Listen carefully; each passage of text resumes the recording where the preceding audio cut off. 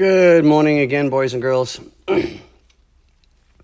So we're working on the top today, and I just thought that looked a lot better.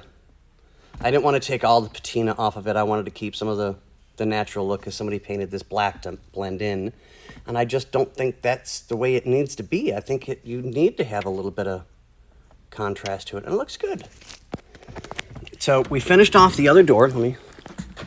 So we're level and neat and even like we're supposed to be.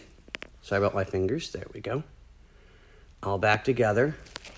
I took the cover off the top. That's in the trunk, being safe. So today we're going to work on getting this level and seeing exactly where everything sits. And I need to get a rubber gasket to go from here. So we're going to have to peel all of this stuff off, which is falling off because it's foam.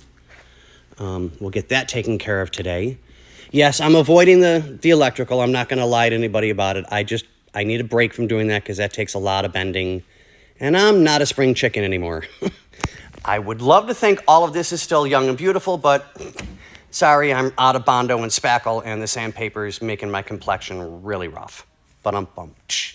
Okay, so back to reality. So we'll get everything set. This one came out.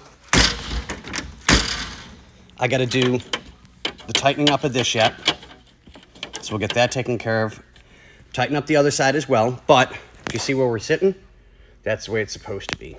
And that one tightened up real nice up to the door like it's supposed to be. So let's come around to this one. And you'll hear, so I got to tighten that one up as well. But this one has some issues still. It's not perfect. Because, well, I'm not a metal worker.